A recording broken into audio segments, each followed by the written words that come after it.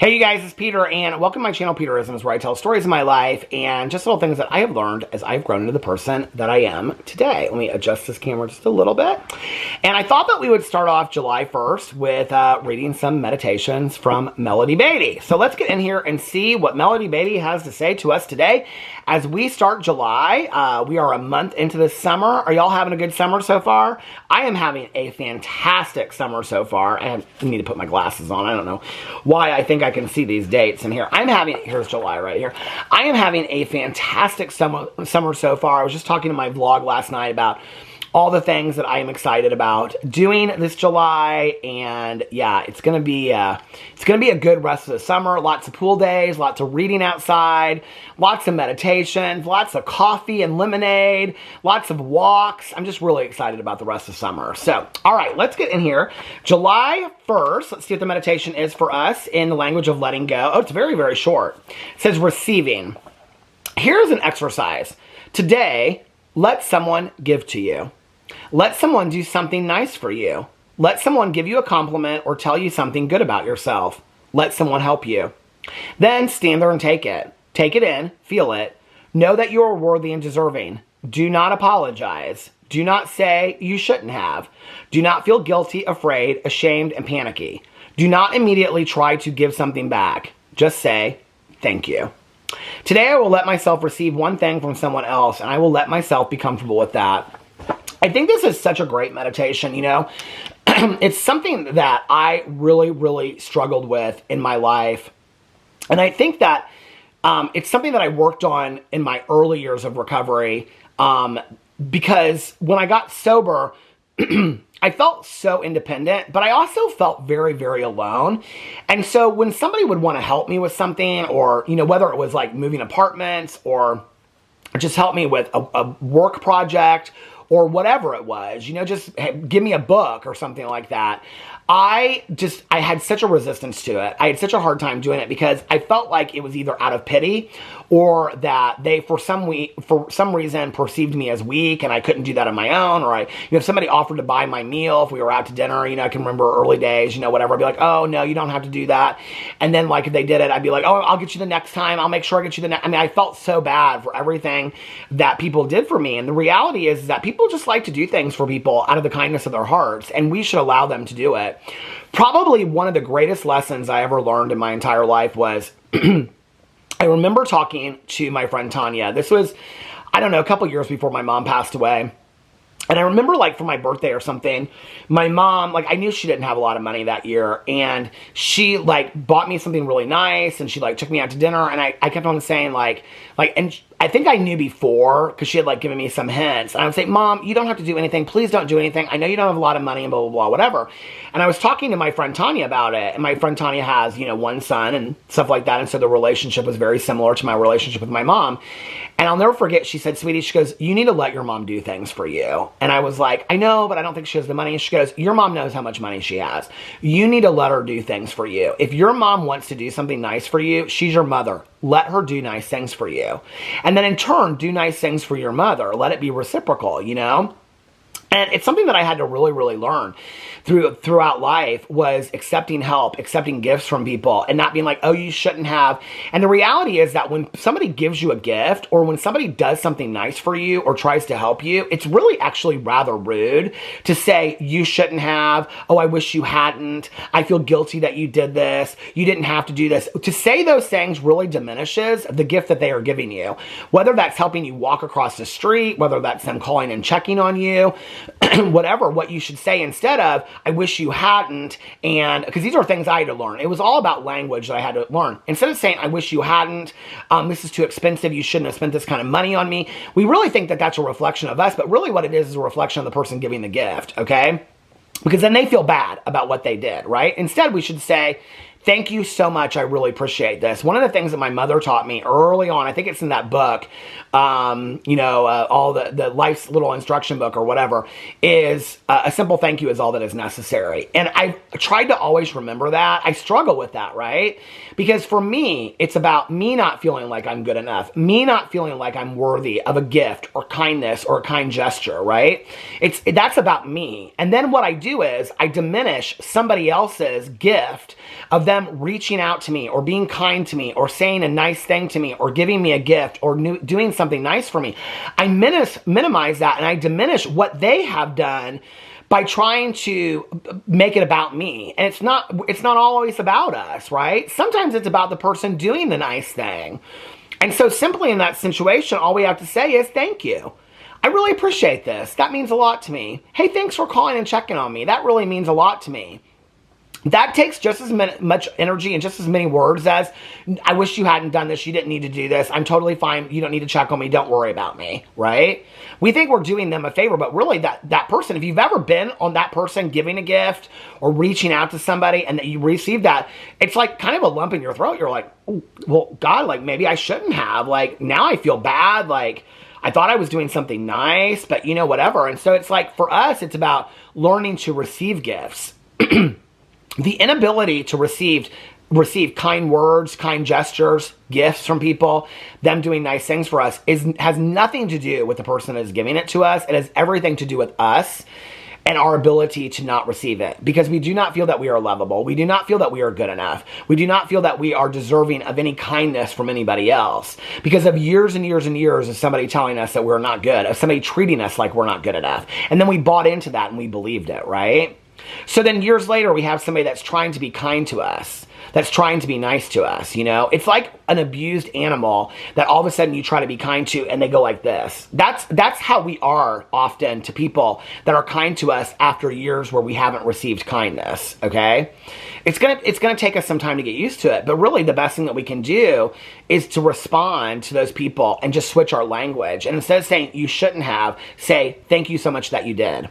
It takes just as many words and just as much energy, and it makes the giver feel so much greater for it, right? And in return, we can just turn around and do something nice for them. We don't have to diminish their actions, you know? We can do something nice for them in turn. You know what I'm saying? Okay, so that was the meditation from the language of letting go. That was a good meditation to start July on. Okay, let's get into the Journey to the Heart and see what it says in Journey to the Heart today. All right, July 1st. Here we are, July 1st. Embrace each cycle of your life. Oh, I love this one. Okay.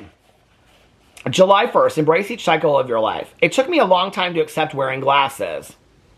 I am still surprised when I need my spectacles to read a menu or scan the telephone directly. Sometimes I look in the mirror expecting to see the body, the face of my youth, because I remember her. She's still in me. Now I'm learning to welcome aging as each decade of life brings its own challenges, joys, sorrows, and teachings. I'm learning to trust the lessons of each cycle of my life. I don't fear aging, for I know that it's as much and as important a part of life as my youth. My mother just had her 70th birthday. The woman at the lodge told me my sister and I asked her what she wanted. She wanted a wetsuit for diving because water skiing had strained her back. What does getting older mean to you?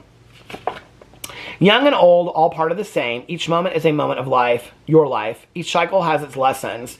Dig out your glasses if you want, but laugh when you do it, and remember to make each moment count. I love this so much. It's interesting because y'all know my birthday was on Saturday, right? So, first video that I've been making since I turned 52. Well, not first video, but first video over here. And so, you know, I was like, I wasn't going to post anything on my Instagram, and my husband was like, oh, you should post something, put some pictures up. So I put a bunch of pictures up from the last year that meant something to me. And it was interesting because I haven't actually shared this, but this picture that the first picture that I put, I have this, it's when we were in Miami, and I have this huge wrinkle going across my chest. And I remember when I took it, I was like, I like how I look in that picture of my face, but I don't like this huge wrinkle. I'm not someone to Photoshop pictures. I'm not someone to edit it. I might use a filter here and there, like, you know, like the Instagram filters or whatever, but like on a story, but not typically on a picture. I don't Photoshop or whatever.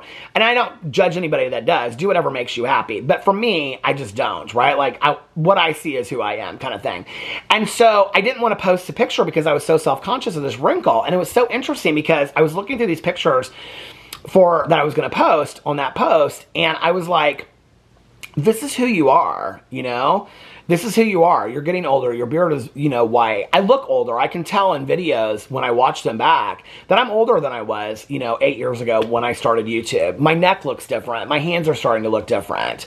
I'm not afraid of that today. For me, what it does is it's a reminder that those things that I want to do, and for me, it's not huge bucket list things. It's books I want to read, shows I want to watch, family and friends I want to spend time with, that time is going, and the time that I've had, I should be incredibly grateful for each day, hour, minute, month, and year that I've been here so far, right? Because some people don't make it this far. I should be so grateful for each and every day that I've been here and each and every day that I have going forward. And so I was looking at this picture specifically when I wrote my post, and what I wrote on here was, I used to fear getting older. I didn't want to face the wrinkles, the white hair, and just the idea of getting older. I was rather vain and superficial in my youth. I thought I was going to look, fantastic forever. And people still, they're like, oh, you still look good and whatever. I appreciate that. But I don't know. It hits different today. It's not, I guess I'd rather have somebody say a story that you shared with me impacted me. Or, I appreciate the compliments, don't get me wrong. But I'd rather have somebody share with me something to the effect of, going on the last meditation, a story that you shared with me impacted me. Or, your story of being sober inspired me that I could get sober, or something a kind gesture that you did that years ago, that lasted with me. I would rather have people think of that of me than of, oh, you still look good, you still look cute, and things like that. Means a lot to me, but in reality, it has nothing to do with me. It has to do with the genetics of my parents, right? Let's just be for real about that. It has nothing to do with me whatsoever, So I posted on here, I used to fear getting older. I didn't want to face the wrinkles, the white hair, and just the idea of getting older. Today, I don't fear those things. I embrace them. I've earned them. They are reminders of my life. The journey, not the destination. The tears and the laughter. The stories lived and told, and many still untold. All the people who have come into my life for a reason, a season, or a lifetime. Today, as I turn 52, I am completely and entirely grateful. Well, for most of it. Not all, but most of it. But in those in-between moments, there have been lessons, and I find gratitude in that. Thank you for being part of my journey so far and what is yet to come. For me, birthdays are spiritual scrapbooks, offering a moment to look back at my life before and look forward for what is yet to come. And as Janice once said, it's all the same effing day, man. Here's to another year. I love you. And I did feel that way in my youth. I can remember being like, I'm never going to have a gut. I'm never going to have white hair. I'm never going to have wrinkles and whatever, and I do. I've had prominent wrinkles on my forehead for, quite some time. My hair has been white since I was 23, and I colored it for a long time, If I didn't have a beard, I'd probably have wrinkles around here, you know what I mean? I don't know. I don't care as much anymore. I have a wrinkle when I sit here like this. I've lost weight, and I'm not super toned, and so I have a wrinkle that goes right through my chest, and that's who I am. And that's who I am today. And I love that person today. I love that person for having learned. I think I love that person the most for realizing that I never thought I was lovable. I never thought I was good enough. And today I know that that is a complete lie that I told myself for a very, very long time. Don't buy into the lie, I don't believe the lie. I believed the lie. I was more willing, and it took just as much energy, like I was talking with the last meditation about how we say something. It took just as much energy and belief to believe that I was deserving of good things than it did that I was deserving of bad things. And yet I was willing to listen to the people that told me that I wasn't good enough, that I wasn't deserving of good things, that I wasn't a good person. I really fed into that and believed that for a very, very long time, to my detriment, to my own dissatisfaction, to my wasting days. I literally wasted days, I think that's one of the things that I've really asked myself coming up on my birthday this year is really, where do I want to spend my energy? Do I want to spend my energy on things that make me happy, on things that bring me joy, on things that are positive and friends and family? Or where do I want to spend my energy? Every day that we wake up, we can ask ourselves that. And even if there are things that you have to do today that you don't want to do, you can ask yourself, how do I want to approach this thing that I don't want to do today? Can I approach it with positivity or negativity? How do I want to be? Do I want to be a positive person? I want to be a positive person today. I enjoy life a lot more when I'm a positive person, So anyway, great meditations to start off this month. Yeah, let me know what you think in the comment section below. I love you guys, and I will see you tomorrow. Bye.